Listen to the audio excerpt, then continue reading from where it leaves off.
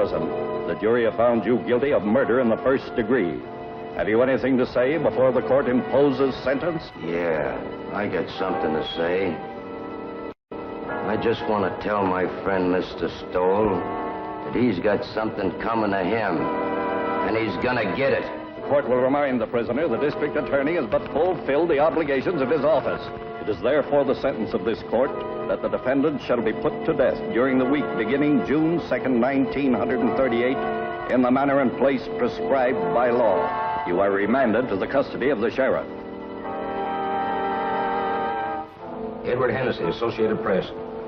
This letter will admit you to the execution as required by law of Joseph Patterson, the state's prison the night of June 4th. Check?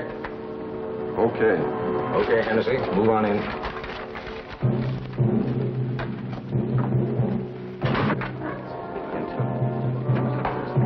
Better save some of that till you come out. Well, boys, it looks like Patterson's going to get it all right. Yep, he gets it this time. The DA sure killed the reprieve. Went to the governor himself. He's a tough hombre, all right, all right. Who, Patterson? No, Stowell, the district attorney. You said it. All right, boys. This way, please.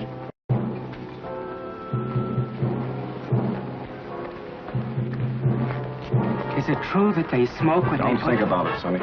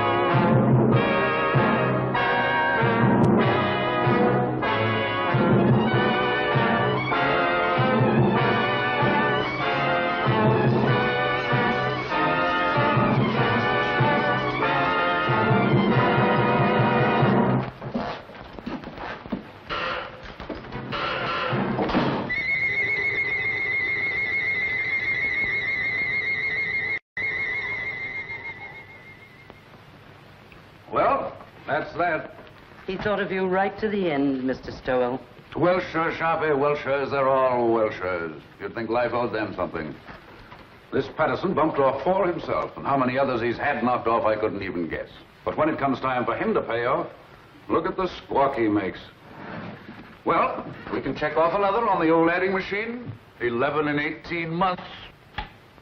We're making progress, Sharpie, making progress. We'll have this town lily white the first thing you know. I wish you'd get rid of that hideous contraption. It gives me the willies. If I'm not being too impertinent. Just an old Chinese custom, Sharpie. Chinese? You sound more like an Indian, if you ask me. An Indian counting scalps. It's my job to count scalps. It's still a life for a life, so far as I'm concerned, and will be till they rewrite those law books over there. For you, Miss Sharp. Oh, thank you, Sonny. You're welcome, Sharpie. The governor returned the record of the Patterson confession. I'd like to have seen his face when he listened to it. Patterson didn't have a chance. Through with it? I'll take it home and put it with the collection. I should think you'd have enough of them now. Don't be unkind to me this lovely morning, Sharpie. What about the mail? Oh, nothing much. Another clipping from the Tattlers column. Another one? Not a boost this time. Or maybe it is. I never can tell about those things. Read it to me. Not at all, you gossips. Not at all. The wife's boyfriend has the DA's okay. Are you suspicious, Sharpie? No.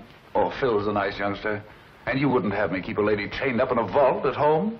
Or would you? No, except that I've heard that husbands should go home once in a while. And I've also heard there's more to life than crime. You certainly keep your ear to the ground. And I've also heard that tonight, if I'm not being too impertinent...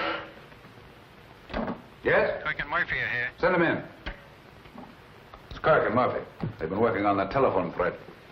Yesterday's... We traced that call, Chief. Hello, Sharpie. Came from a drugstore over on Christopher Street, but there are no guesses. A lot of Patterson's boys hang out in the joint, but you can't pin it on any of them. It's a pay station. Everybody on the street uses it. Yeah, going all the time. Better forget it, Kirk. Probably cold now anyway. I don't know. Patterson's boys are pretty much head up. I wouldn't worry. I figure they wanted to give me the business yesterday before I got to the governor. But it's too late now. They all want to get you, Murphy, when you first send them up. But prison cools them off. There'd be no prosecutors if it didn't. Burning doesn't cool off the relatives any, Mr. Stowell. I'd keep an eye out if I were you. Patterson's got no relatives. Only a kid cousin, and he's in Mexico. Thanks, boys. Thanks. Right, you'll forget it. Keep moving, Sharpie.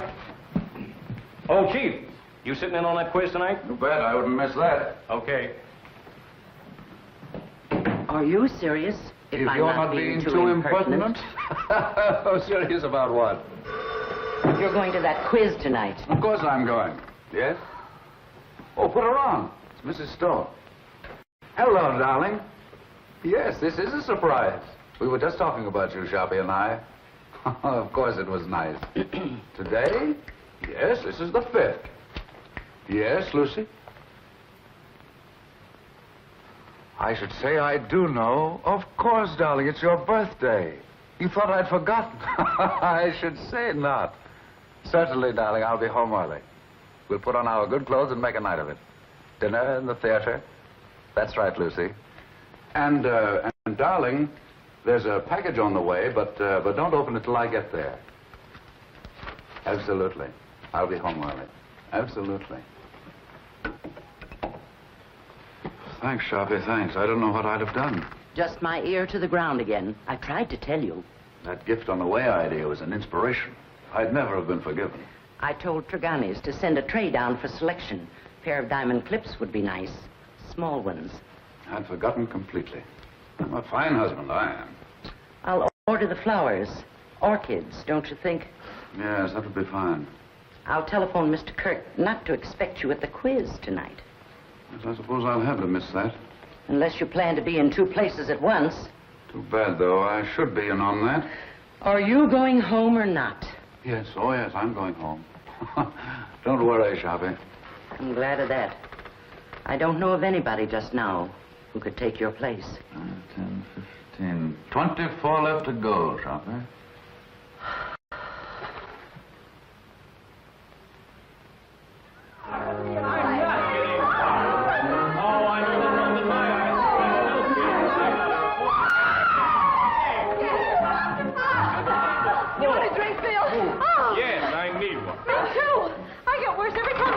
You couldn't. Don't let him kid you, Liz. Thank you, Creola. I didn't know, Miss Stowell, if you wanted the ice melted or not. Oh, no, Creola. I think it's better this way. Thank you, ma'am. I can't believe it. She's marvelous. She's my new maid, but you should taste her biscuits. They're wonderful. I'll taste a highball if it's all right for everybody. 2 fingers, please. Don't make it too weak. Hello, Mr. Stowell. Hello. Why, hello, Jim. Hello. Jim, you're early. Hello, Jim. How are you? Just in time for a drink. Happy birthday, darling. It is now. I didn't know, Lucy. Why'd you keep it a secret? All the old girls do, Elizabeth. Hiya, Phil. Fine, Jim, fine. Would you like a drink, darling? I'm ashamed of myself for forgetting. Me, a cousin, too. Thanks, darling. I'll fix my own. I almost forgot myself. And I'm a husband. Hello. New glasses? Well, the set's from Phil. Isn't it lovely? Birthday present? Oh, they're just replacements for the ones I break. So you remembered. Well, that was nice of you, Phil. Seems I saw something in the papers recently about Lucy and Phil, didn't I? Just a bit of scandal. I can't get away with a thing. I saw that. I wish it hadn't gotten the newspapers, though. Not that I care particularly, but you know, a man in my position. You're joking, aren't you? It was a triple date, Jim, and I didn't show up. The young things took pity on me. You don't think I'm serious? You don't think I suspect Lucy, do you? I didn't know what to think. You know, when you're talking to a district attorney.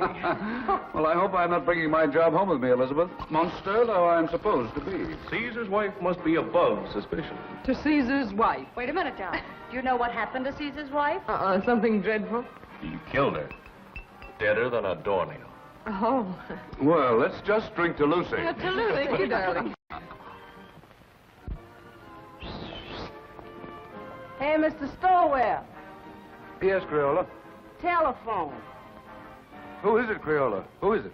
It's the gentleman who works in your office, Mr. Stowell. It's Mr. Curry. Oh, please, Jim. Oh, of course, darling, of course. What's the matter with me? Tell Mr. Kirk I'm not in. And Crayola, I'm into nobody from now on. Understand? Nobody. Yes, sir. I understand. You just ain't in. I still don't believe it. Sometimes I wonder if Jim is my husband or just district attorney. How goes it at the university, Phil? I'm on my last postgraduate course right now, political science. Do you know, after this, I'm afraid I'm going to have to go out and go to work. He hates to give up watching football practice. Come on, Einstein. We've got to go.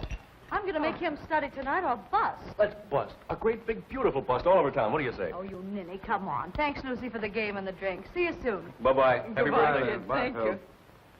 Good-looking pair of kids. Nice, too. I wonder if they'll ever get married. Mr. Stowell, I told the gentleman you said you wasn't in, but he didn't believe me, Mr. Stowell. He says to tell you it was important, and to tell you that the cousin from Mexico was in town. But he didn't say what cousin, Mr. Stowell. That's all right, Crayola. Thank you. You're welcome. What does that mean, Jim? The cousin from Mexico? Nothing at all. Kirk shouldn't bother me here with details. Well, we'd better go along then. We'll have to hurry if we're going to dress. There's no place to hurry to when I'm with you. Darling.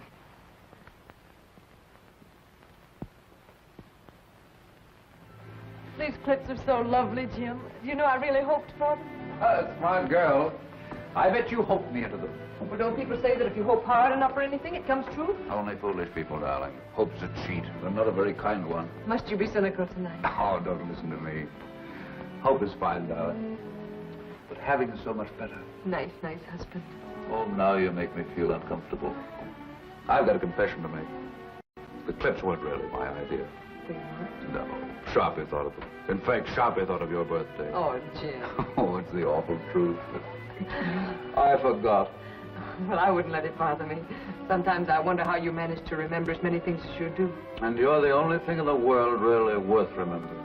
That's nicer than any present, Jim. Except I didn't remember. But someday I will. Someday I'll stack up all the things I've forgotten in one huge celebration for you. And will that be a day? This day, this nice small day is all right. Just having you home again like this is enough. I haven't been anywhere. I know, but it seems you're never home anymore. Never? Well, almost never. At first, I used to be able to console myself by saying, your husband's a great soldier. He must be off to his wars. But lately, it's been harder and harder making it work. I don't seem to be able to console myself that way anymore. I just want you with me, especially when it's getting dark. I suppose I'm just lonesome. Or maybe I'm afraid of ghosts. Just a minute, Lucy.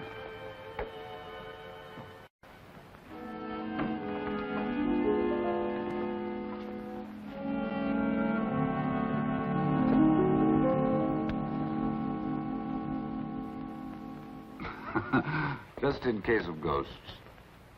Jim, must you carry a gun even on our night out? It's nothing, darling. What the well-dressed man must wear. That doesn't sound like you, Jim. I know you're just trying to put my mind at ease, but you didn't used to joke about things like this. It's nothing, Lucy, I promise you. But it isn't nothing. When you scolded Liz this afternoon when she was joking about Phil and me, you said you didn't want to bring your job home with you. Now you are bringing it home with you. You really mean it, Lucy? Well, look, Jim, we can't even go out on a birthday celebration without your being armed. I'm sorry, Lucy. But it isn't as serious as you think. The gun has made everything sort of melodramatic. But I didn't realize that I was bringing the job home with me. Sharpie accused me of it, but I wouldn't listen. I've been wrong. I stand convicted. Pardon me, Governor, and I promise it won't happen again. But it isn't just the gun, Jim. I know, darling. It's me. It's the job. It's everything about me. Yes, Crayola? These just come. Orchid. Oh, this is my birthday. Jim, you're a darling. You're a considerate, impeccable husband. And I'm ashamed of myself for saying the things I did a few minutes ago. No, I'm caught again. Caught? Sharpie thought of the flowers, too. Oh, dear. Well, anyway, this is my birthday. I'll try to think of something original before the evening's over now.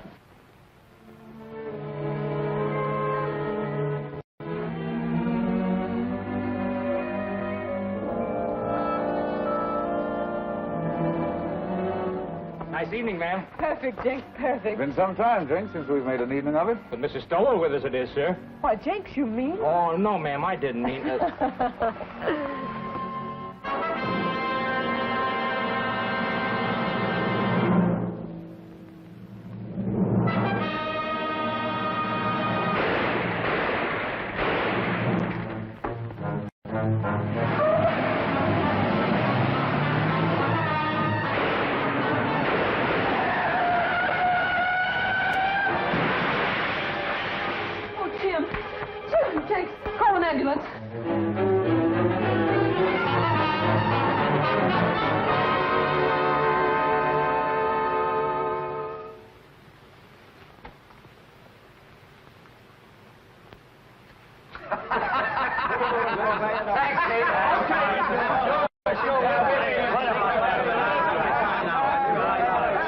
What do you say, gentlemen? What about giving a dead man a break? And let it show on the front pages. You're marvelous, Jim. You couldn't have done it better if you'd planned it. It's a great break. And all for a nick in the elbow. That's luck, man, and you deserve it. I'd like to have quizzed that kid before he died. Cigarette? I never use them. No, Jim, it's better the way it happened. It's a closed book. We've had enough Patterson. I'd like to have had those newspaper boys in here last night when they were operating. You look good and sick. The doc wouldn't stand for it. We'd have had a great break in the morning papers. Well, the afternoon papers are not to be sneezed at in this town. No, sir. If this were election year, we could snap you right at the city hall. Easy, just like that. Thanks, Dan. Thanks nothing. I'm doing you no favors I'm not doing myself. Well, you've got this town by the ear. Sir, by its long, hairy ear. You're a hero, that's what you are. Well, goodbye, Jim. I'll be in later with the papers. Right. See you later.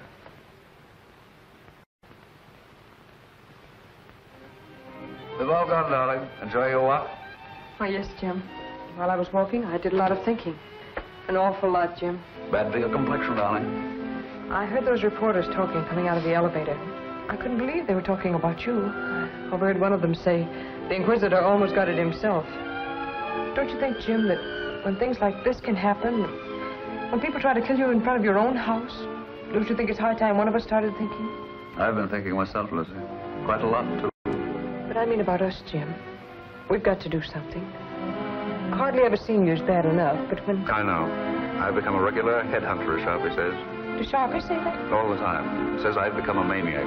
Says everybody's a suspect with me. Everybody's a potential criminal. Says all I live for is convictions and executions.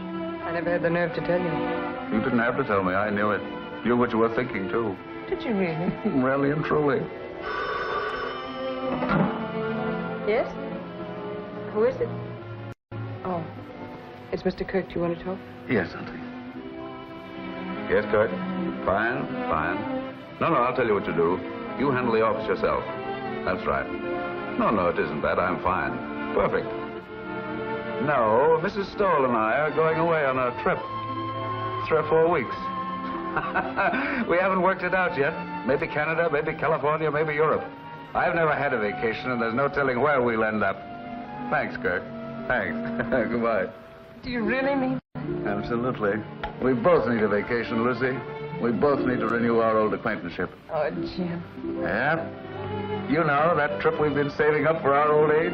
Or the one we were going to take for a honeymoon and didn't? Or any of those trips we should have taken and never did. All right, darling? I can't believe it, Jim. I really can't. Will you start believing right now? Land of the midnight sun, Arabia, blue Mediterranean, and old Quebec, Australia, the Riviera. Where would you like to go, Liz? Cairo looks pretty good to me. Why not 2 weeks of salmon fishing in Alaska? I think I'd like to go to Switzerland. Very aloof, Switzerland. But it's so clean and quiet. Egypt, where I want to go. It's dark and mysterious. Oh, no. Egypt's got no sense of humor. I don't want anything dark. I want sunshine and snow and everything white and blue and glistening. Listen to me, will you? I'll be happy if we ever get anywhere. I still have to pinch myself to make sure I'm awake, and I'm very careful not to pinch too hard. I really can't believe it. I really can't believe it. A bracelet to match the lady's birthday clips. Your clips, Sharpie. How they've been gnawing at my conscience. I had to think of something myself, or I wouldn't have enjoyed a moment of the trip. So you're really going? I have to, Sharpie. I have to. I haven't been myself lately. I've been somebody else. You're not telling me anything. I haven't got so lately, I'm suspicious of everybody. Why, I'm suspicious of you, Sharpie. I'm even suspicious of myself. I third-degree myself. I put myself on the stand. I find myself turning around quickly to see if I'm the man I think I am. What did you say to that, Sharpie? I'd say you weren't going away a moment too soon. Right, Sharpie. You're always right. So I'm going. The moment I go out of this office, I'm gone, you understand? And you don't know where to find me. Yes, Mr. Kirk. No, Mr. Kirk, he's not in the office. I see. A murder. But I'm not... I imagine it must be sensational. Of course. I know. Yes, Mr. Kirk, if you should come in, I'll have him call you immediately. Goodbye. And don't call me Sharpie. The sins you have on your soul, Sharpie. I'd run if I were you. I'm running. Thanks, Sharpie. Goodbye. Thanks. I didn't think you had that much sense. If you're I'm not being too impertinent.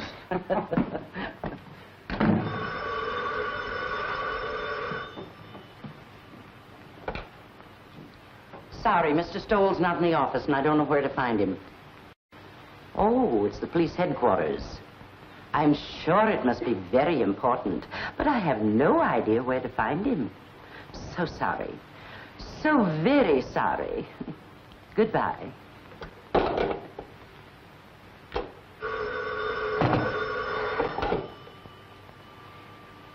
Sorry, he's not here, Captain.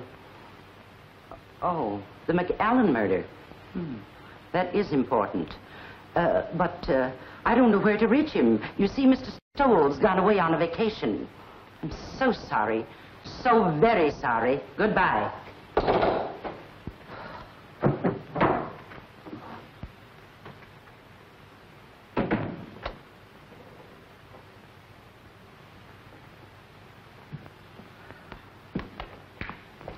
Hello, Sharpie.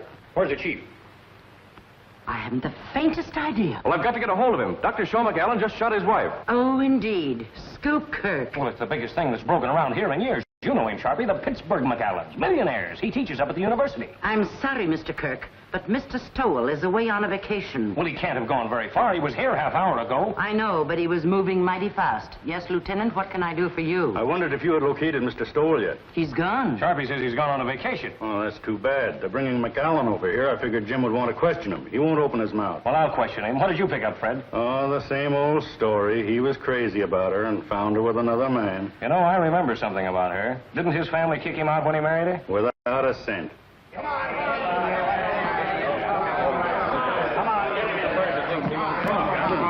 Sit him down there.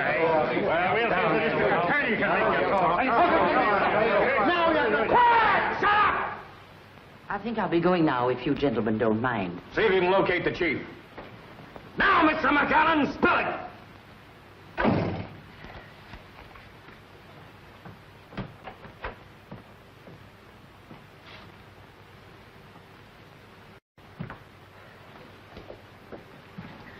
Lock up when they're all through, Pinky. And put the cat out. Okay, Sharpie.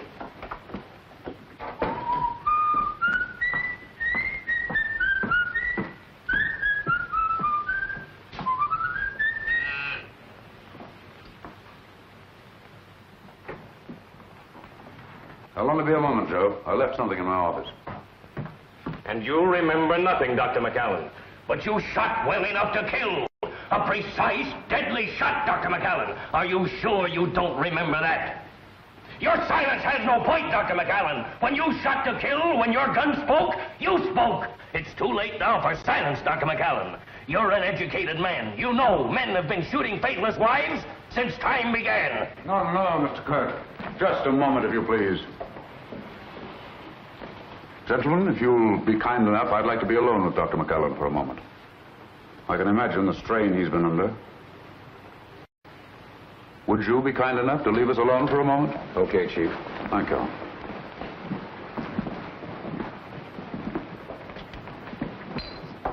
I'm sorry, Dr. McCallum. We've been so inconsiderate.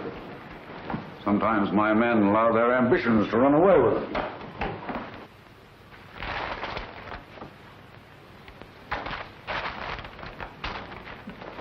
You better sit down, honey, and rest your feet. I caught myself doing that once unaware, and I was worn out for a whole week.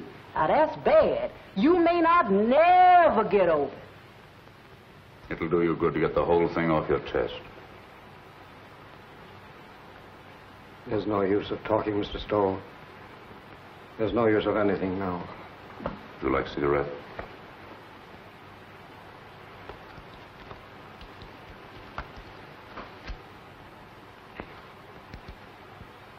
Drink?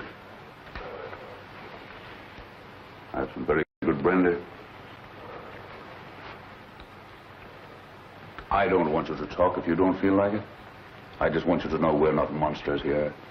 We're just human beings like yourself. They can do what they want with me. It doesn't matter anymore. Nobody's going to do anything to you, Dr. McCallum. I'm not trying to hide anything. I shot my wife.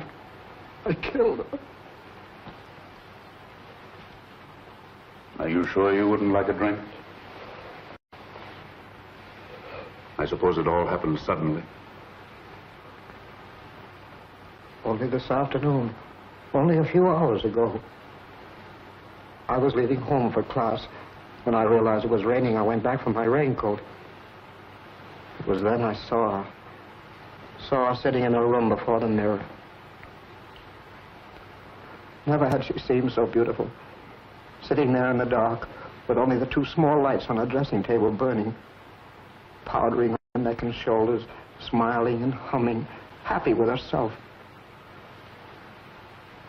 Never had she seemed so beautiful as at that moment, with the mirror light shining up on her face, and the rain beating on the window behind her.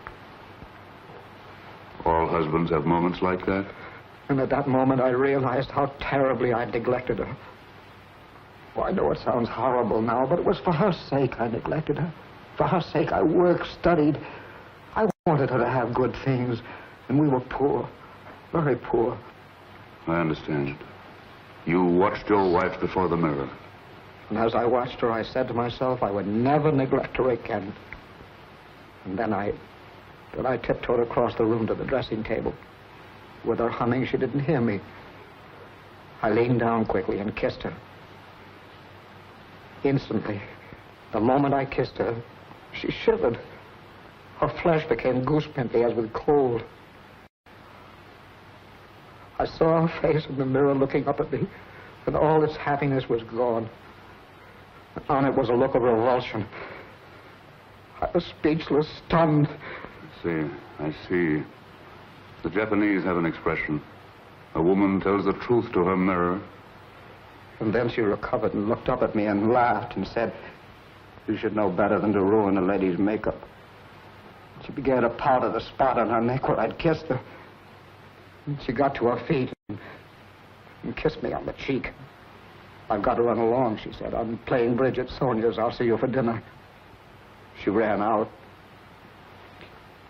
I stood, still speechless, and watched her go. I see. And that was how it began. My brain was on fire. I was sure there was only one explanation. She was making herself beautiful for some man, and she was going to him. She wasn't going to Sonia's. I followed her in the rain. And what finally happened, Dr. McCallum? I killed her. I know, but the circumstances. It's all unreal to me. All blurred. I was blind, insane. I saw her enter a house. I went to a window. I saw her run into a man's arms. The fire in my brain became a fury. I didn't realize I'd drawn the gun. I didn't realize I'd fired it until I saw her body crumble to the floor. And then I knew I'd killed her. In that instant, I knew I'd lost forever the one thing in the world I loved. It's my fault. My stupidity. My neglect.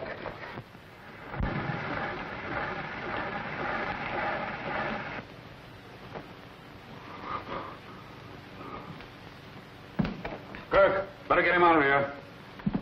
Looks as if you'll have to give him a lift. Come on, let's get going.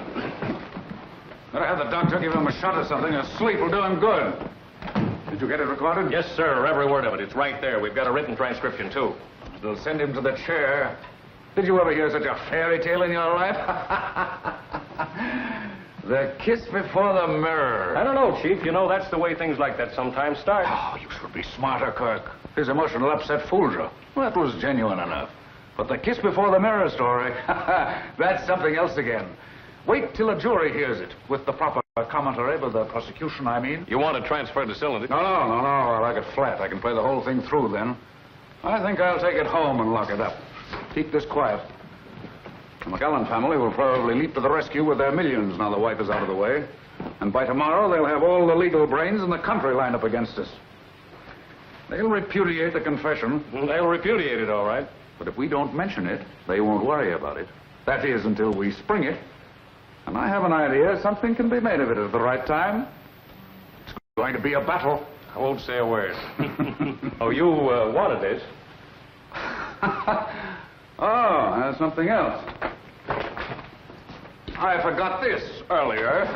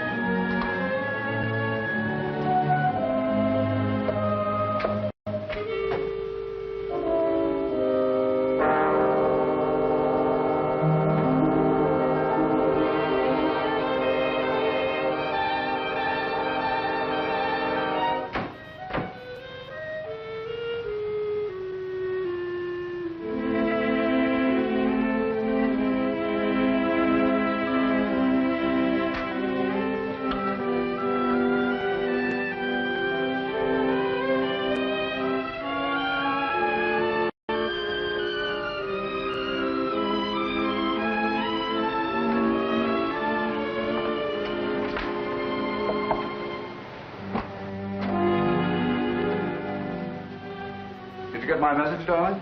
Yes, I got it, Jim. I'm sorry, terribly sorry, but I couldn't pass it up, Lucy. Yes, I imagine it'll be a sensational case. Another conviction. Oh, it isn't that. I'd be shirking my job if I went away now, believe me.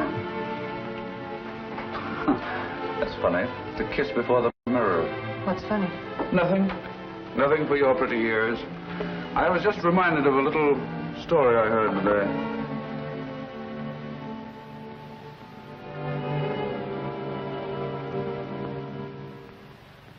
Dave Morrow to defend McAllen. Famous criminal lawyer engages family rallies to professor's aid.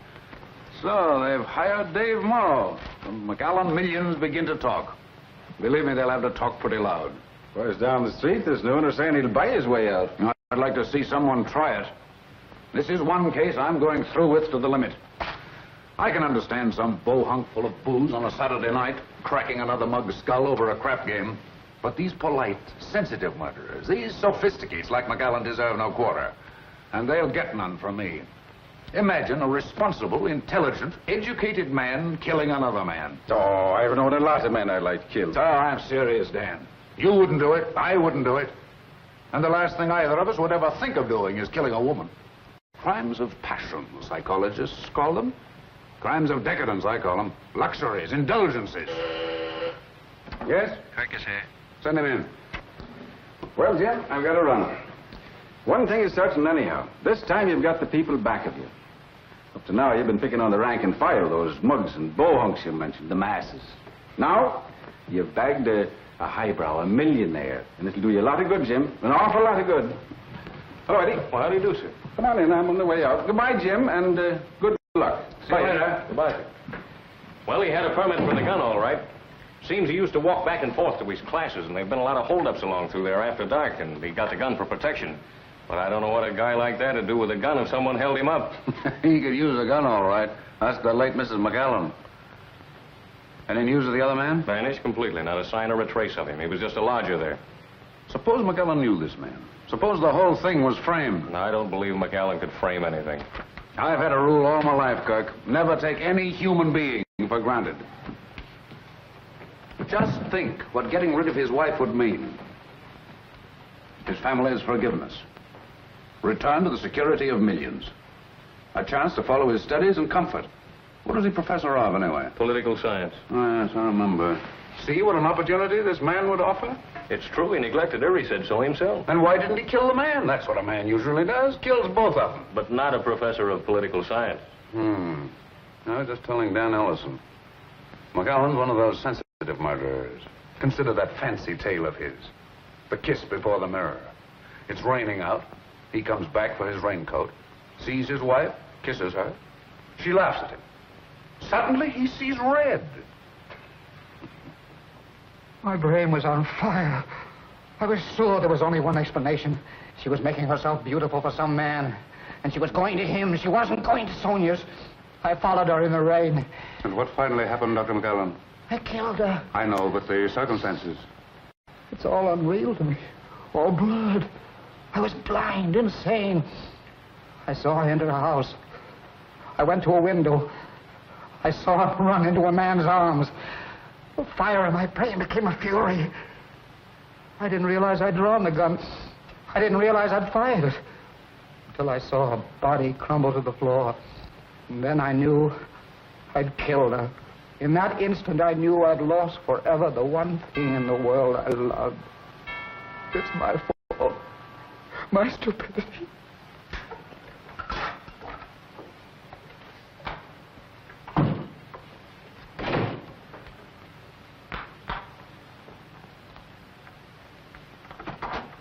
Oh, hello, Phil. Hello, Lucy. Say, what's the matter with you? You look as if you'd seen a ghost. A ghost? Well, maybe not a ghost, but a boogeyman anyway. Oh, no, I've just been sort of moping around. No fooling now. What's the matter? Nothing. Nothing, just these early summer evenings, I suppose. I'm afraid I'm a little weepy every now and then, Phil. I'm also afraid I enjoy it. In the first place, you shouldn't sit in the dark. And don't give me that sad business about these early summer evenings. Your trip's been called off. That's it, isn't it? That's it. Sit down, Phil. I know. It's a tough break all the way around. You know, Lucy, Dr. McAllen was my prof in political science at the university. He was a great little man.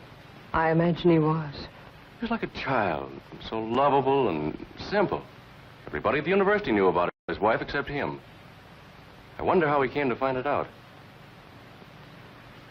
Let's go out on the terrace. It's so close in here.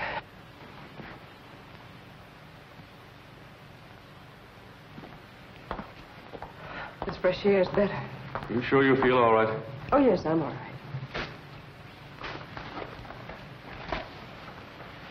It was Dr. McAllen I came over to talk about, but perhaps I better let it go. You seem to have enough bother. Oh, go ahead, Phil. I'm fine now. Well, Lucy, it's just that I'd like to see the poor gent get some sort of a break.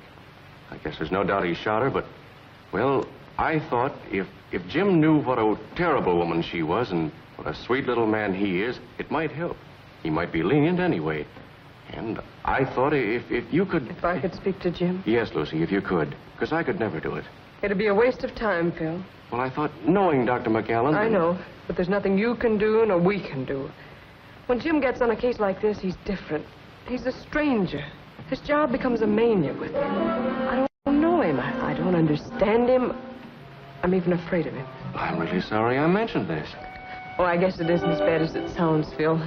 Jim's always thoughtful and gracious with me. It's just that other side of it. I understand perfectly. That's a tough racket he's in. I'm sorry I bothered you. I wish I could be of help. Well, I wish I could be of some help to you, Lucy. And when Jim is off on one of those cases, you know, I mean, whenever you need some laughs, why, give me a ring, will you? Oh, thanks, Phil. If ever I feel like I need some laughs, I'll do that. How's Liz? Oh, fine, fine. But she's ambitious as the devil. She wants me to get a job right now. How disgusting. It's terrible. She wants me to give up my boyhood.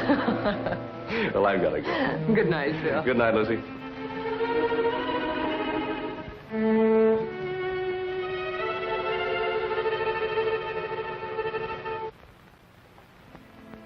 Oh, I didn't know you were here, Jim. How long have you been home? Just a few minutes.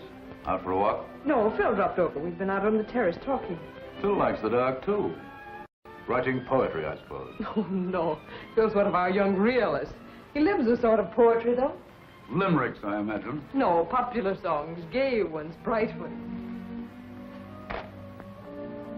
How's Elizabeth? Oh, she's fine. Phil says she's ambitious as the devil. She wants him to give up his boyhood. He couldn't mean his childhood, could he? What's the matter with you, Jim? Nothing. Why? Talking like that. You like Phil, don't you? You always have. Of course I like Phil. It's just my evil nature, darling. I was so disappointed not to find you here. I'm afraid I'm old-fashioned. I want my woman in the house when I come home. What's got into you, Jim? I was here. Yes, I know. I guess it was just when I found you here with Phil, I was... You don't mean jealous, do you? No, not jealous. Envious. I envied him. I envy anybody who has a single moment of your time. I envy them your eyes, your voice, your presence. I even envy them your shadow. Do you know the other morning when you told me of some wild dream you had that night? How you'd gone to a masquerade and I wasn't there? Do you know, I was furious. Furious because I wasn't there in your dream. Furious with all the people who were. I didn't say anything about it, but it wasn't till I got to the office that I was myself again. Sharp is right, Jim. You are going crazy. With worship of you, darling.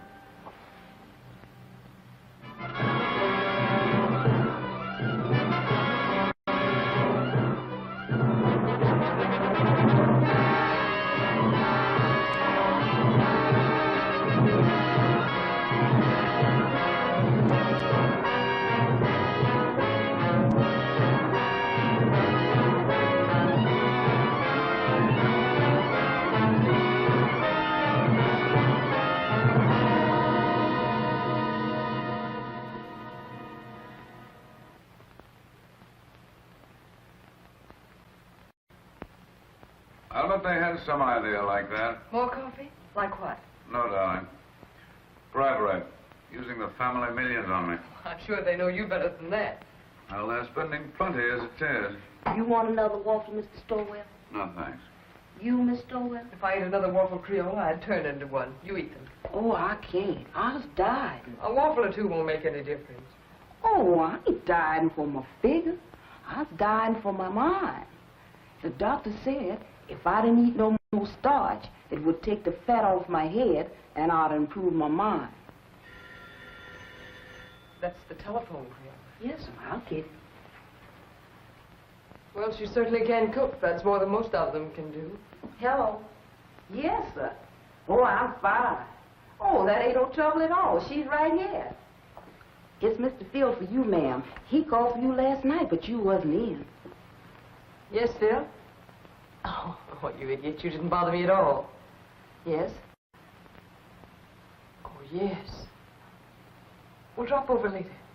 I'll see you then. Bye-bye. Oh, excuse me, ma'am. Liz and Phil had another quarrel. I've seen it coming for quite some time. Lucy, I wonder if you'd do something for me. Oh, it's nothing, but it might be exaggerated into something.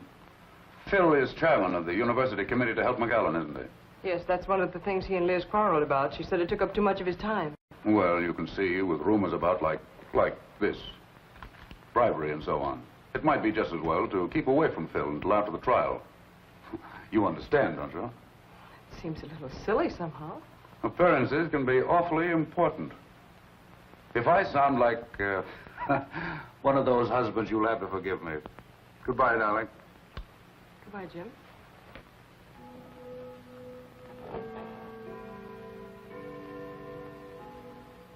No, Dave, the job was premeditated, and I'm pretty sure I can prove it in court. Aren't you going just a little bit out of your way, Jim? I'm not just talking as his attorney when I say that he was not in his right mind. I know, you're just talking as an old friend. Now, I've defended many a criminal, and if McAllen's one, I'm giving up the profession. Believe me, if ever a man was insane, he was. So, it's insanity again, Dave. I suppose you've got your battery of psychologists and experts all lined up. And when they get through, you'll have McAllen fixed up so mad, you'll be asking us to believe that it was his wife who shot him. Cigarette? No. But I tell you, the man was really crazy. It's the only possible explanation. If you keep on, none of us will be responsible for anything. We'll do what we like. We'll steal, kill, anything. And if the police catch up with us, we'll just go out and hire someone as smart as you to prove us crazy. That is, if we have the money. Now, look here, Jim. I'll give up my fee in this case if you'll play ball. Change the indictment to manslaughter with a recommendation for clemency, and we'll close the case. No, Dave, can't do it. Not and run this job as I see it. A man who murders, regardless of the circumstances, is already a criminal at heart. Oh, forget the job this time. McAllen's a human being, and the most helpless human being I've ever come across. You ought to go over there and take a look at him. I get it now, Dave. You're just giving me the human interest business. No, Jim. This is no trick. I tell you, McAllen is just a man like the rest of us. A man who is madly in love with his wife and blind with jealousy. Why, what happened to him might have happened to any of us. Might have happened to me or to you. Stop your kidding, Dave. See you in court. He looks as if you'd pinned his ears back. Don't let looks fool you, Kirk. Ma's a tough and wily gentleman. We've got a fight on our hands. Choppy, will you send 24 long stemmed roses to Mrs. Stowell right away? White ones. Any card? Any special sentiment? No, just for me. They're conscience flowers. Are you sure 24 will be enough? 24 will be plenty. Yes, Kirk. Mara's going to be tough. But I'll send his psychologist and experts screaming back to Vienna when I get through with them. Wait till I spring that confession.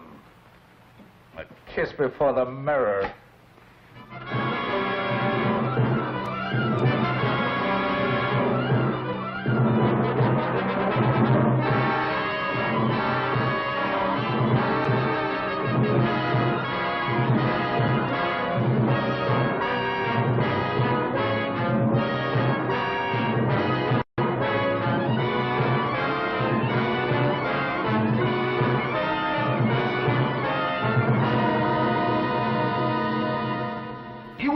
That you neglected your wife. You saw little of her. You were too busy with your humanitarian studies, your plans for a better world. I must ask you again to answer yes or no. Yes. Thank you. Did your plans for a better world include, by any chance, better consideration for your wife? I object, Your Honor. The question is irrelevant and immaterial. Objection sustained. The district attorney will please control his sarcasm. You are a professor of political science at the university, is that right? Yes, Your students loved you, liked your courses. I think so. You spent a great deal of your time with them, long hours after class and in the evenings. Yes. And when your students were not with you, your work was with you, night and day. Is that not right, Dr. McAllen? Yes.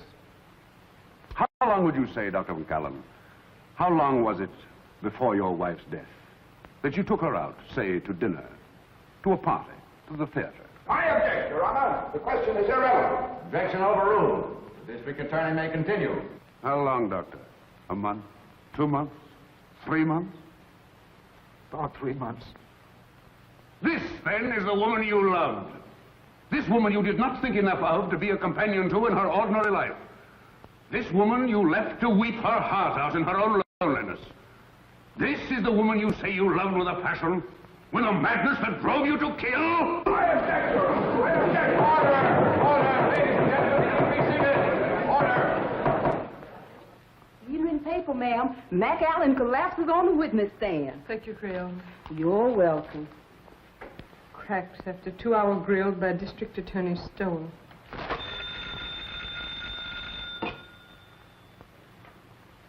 Hello. It's the telephone, ma'am. Who is it, Creole? It's for you, ma'am.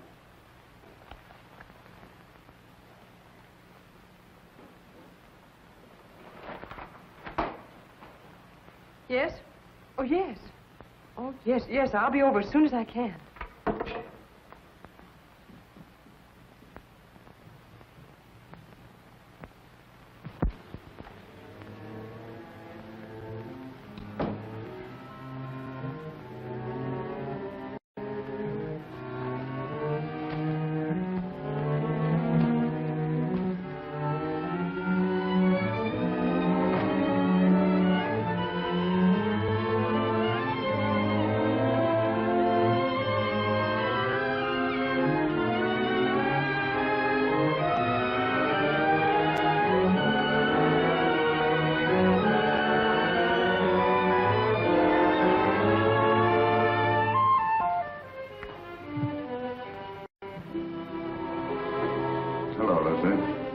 didn't expect you home so early.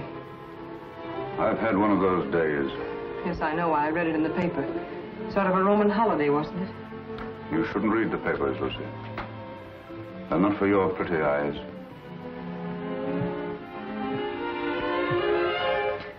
Jim. What's the matter, Lucy? Nothing, Jim. I have to go to Elizabeth's for a few minutes.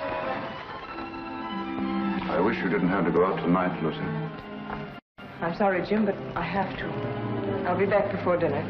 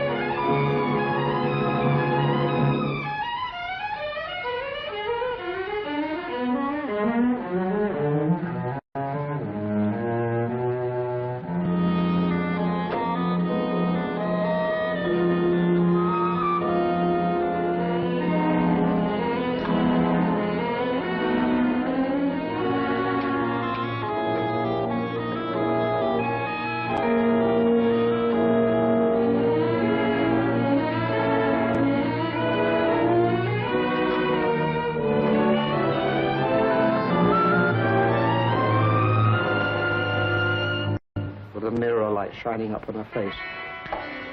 I leaned down quickly and kissed her. Instantly, the moment I kissed her, she shivered. Her flesh became goose-pimply as with cold. I saw her face in the mirror looking up at me, and all its happiness was gone. On it was a look of revulsion.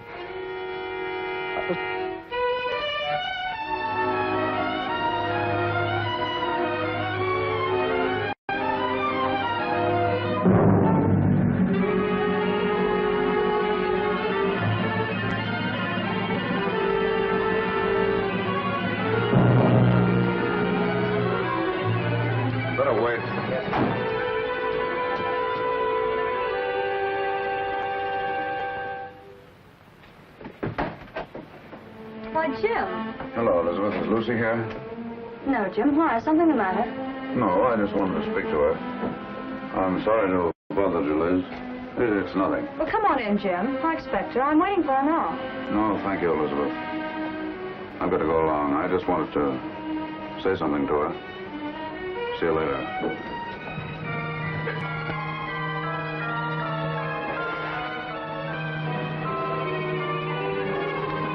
406 Maple Drive. Yes.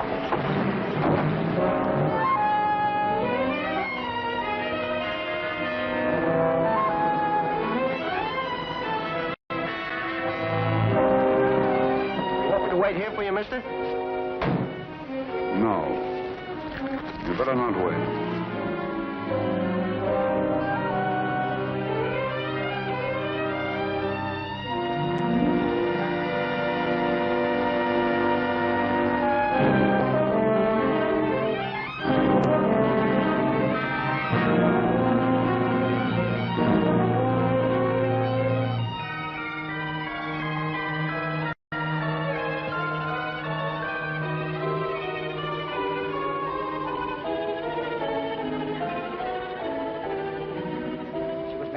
Beautiful for some man. And she was going to him. She wasn't going to Sonia's. I followed her in the rain. It's all unreal to me. All blood. I was blind, insane. I saw her enter a house. I went to a window. I saw her run into a man's arms. Fire in my brain became a fury. I didn't realize I'd drawn the gun. I didn't realize I'd fired it. Till I saw her body crumble to the floor. And then I knew I'd killed her. In that instant, I knew I'd lost forever the one thing in the world I loved. It's my fault. My stupidity. My neglect.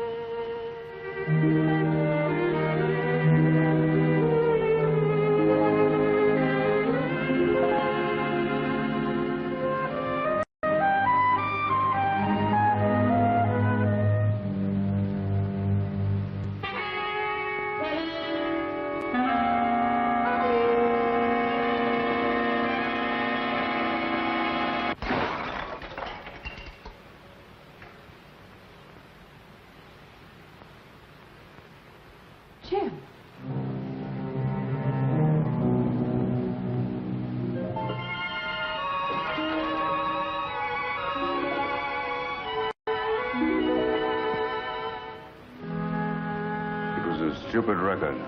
I should have bought some new ones. Liz said you were looking for me. What is it, Jim? Nothing. Nothing much.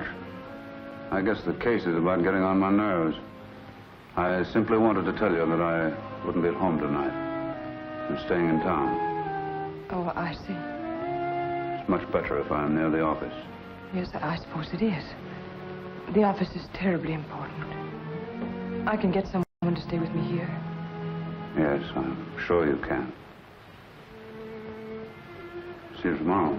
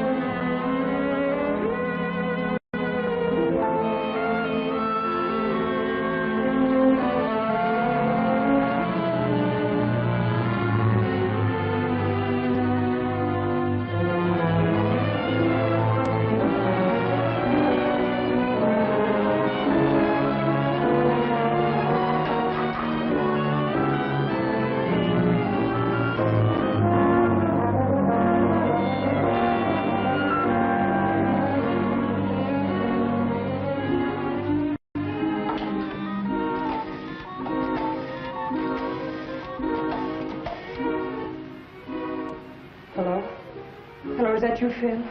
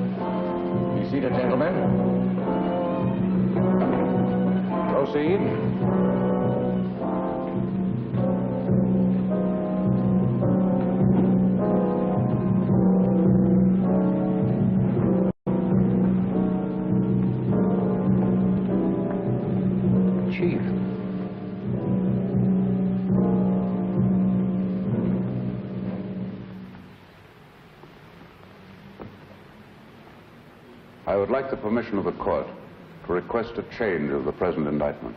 In the form in which it was returned? In its form and in its intention. This request is quite unusual. But I beg Your Honor to believe it has nonetheless been most carefully considered. The jury will please retire.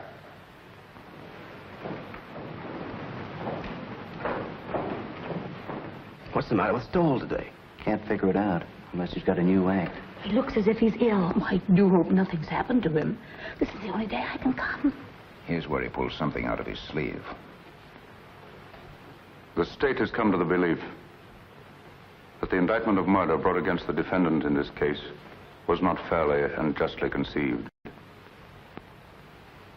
The attorney for the state has come to the belief that he acted without premeditation. If it please the court, the state recommends that this indictment of murder be amended to a charge of manslaughter.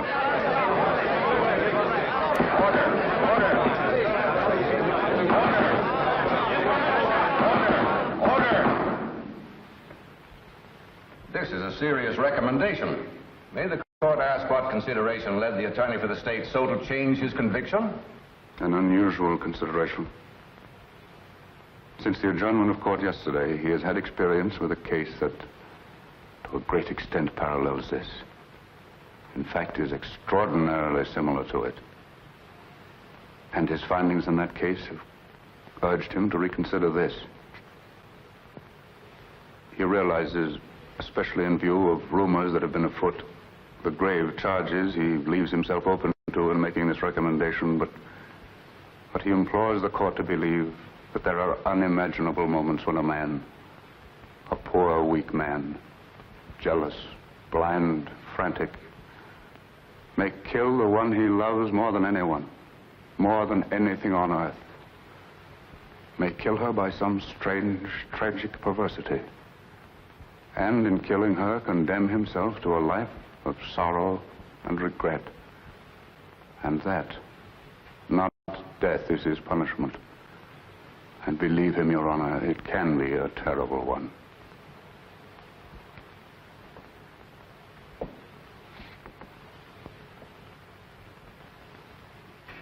I see.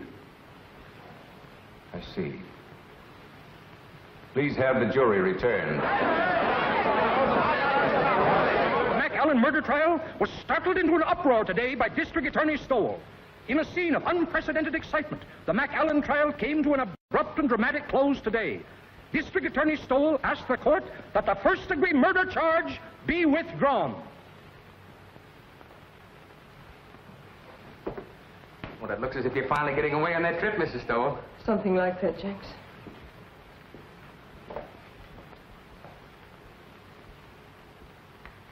Miss Stowell! Miss Stowell, you should hear Miss Stowell. That's it, Creola. Mr. Stowell just let that McAllen man go. You let him go? Yeah, something like that. You just come on in and listen, Miss Stowell.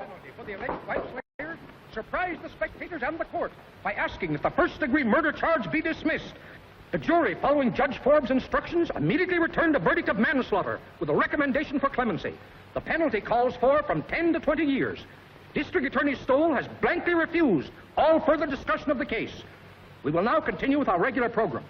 I thought sure they was going to electrify him. Thank you, Creola. I learned a lot just sitting here on my day off, improving my mind.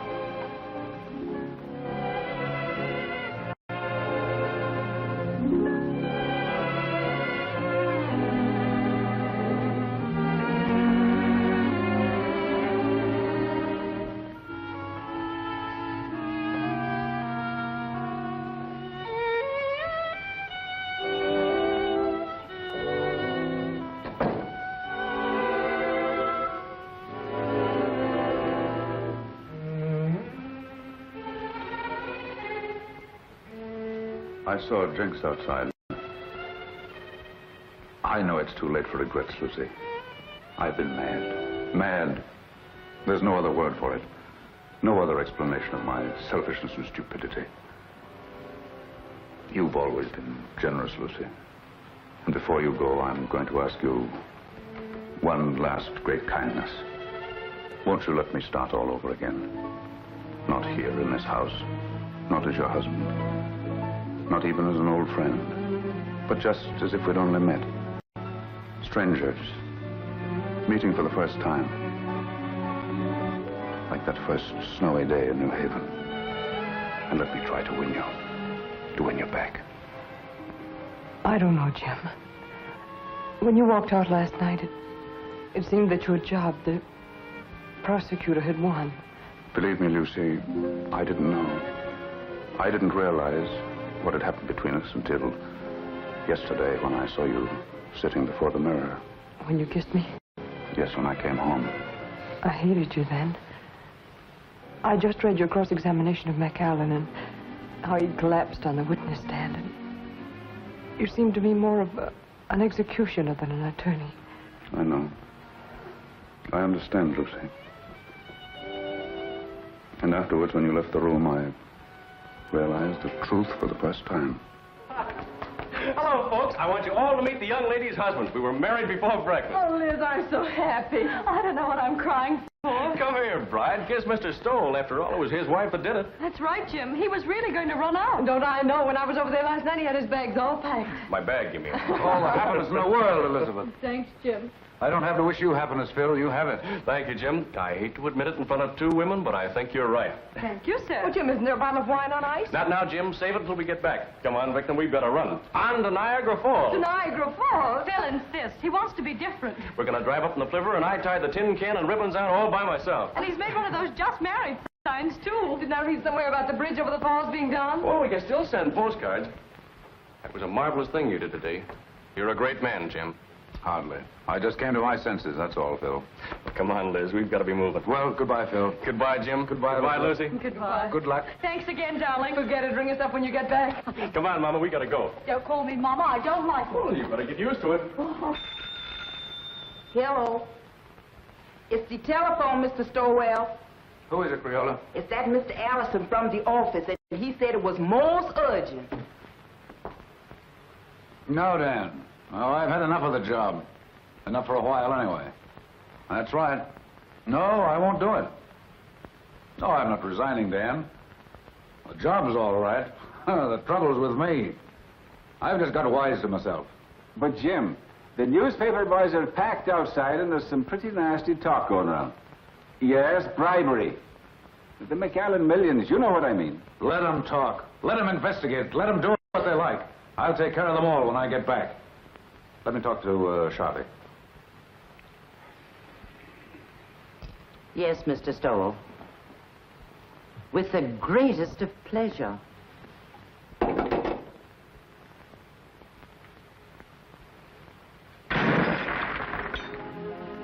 That's my little good deed for the day.